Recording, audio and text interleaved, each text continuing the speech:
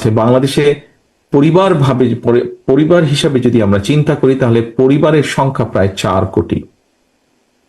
এর মধ্যে অর্থনৈতিকভাবে পিছিয়ে থাকা পরিবারগুলোর মধ্যে থেকে আমরা যেটা পরিকল্পনা করছি, যেটি আমরা প্ল্যান করছি সামনের দিনগুলোতে আমরা সুযোগ আসলে ইমপ্লিমেন্ট করা, যে প্রথম পর্যায়ে পরিবারগুলো যে আছে এর থেকে প্রথম পর্যায়ে কমপক্ষে 50 লক্ষ প্রান্তিক পর্যায়ের যে পরিবার, তাদের কাছে আমরা ফ্যামিলি কার্ড চালুর পরিকল্পনা আমাদের রয়েছে।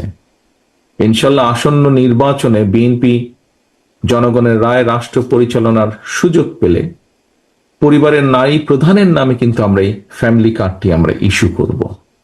এর লক্ষ্য বা কি উদ্দেশ্য কি হতে পারে, খুব সংক্ষেপে আমি আপনাদের সামনে 2 লাইনের মধ্যে বলার চেষ্টা করব।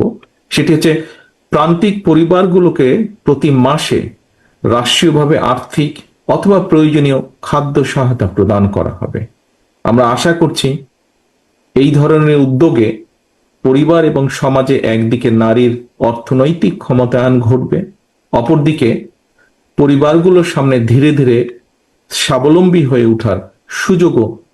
সম্মানিত উপস্থিতিবৃন্দ, আগামী জাতীয় নির্বাচন দেশের প্রতিটি নাগরিকের জন্য অত্যন্ত গুরুত্বপূর্ণ।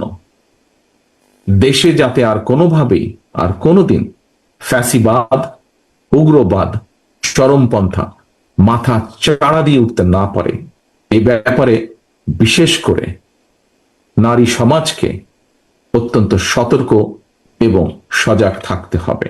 এবং সতর্ক এবং সজাগ থাকার জন্য আমি সমগ্র বাংলাদেশের মা বোনদেরকে আহ্বান জানাই।